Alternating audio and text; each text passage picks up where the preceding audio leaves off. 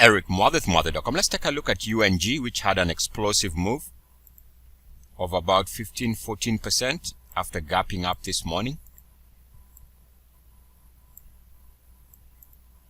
And we can see part of this move is being reflected by the fact that the RSI jumped above 50.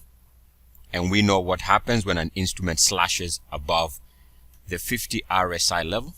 For more, take a look. There should be some links in the description of the video explaining this. Alright, so to figure out what could be the next meaningful direction, what we can do here is use our uniformity method. Again, there should be some info for those of you who are new to this concept in the description of the video. And what we do here is figure out where we broke down recently. And we can see there's a RSI break here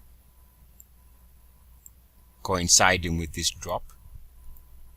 And we haven't been back to those levels.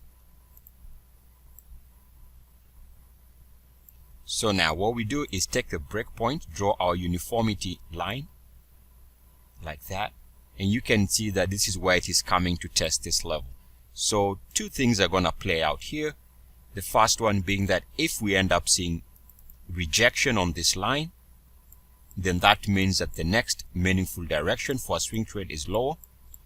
And if natural gas, or the UNG, the ETF that tracks natural gas, if it can clear this line, then it means that there's a possibility of continuation of this move. And that is how we use my uniformity method. For more, take a look. There should be an intro video on a link to an introduction to this method, the uniformity method. Eric Muathe with Muathe.com. As always, good luck, peace, and blessings. ESCS. Woo. Boom, boom, boom.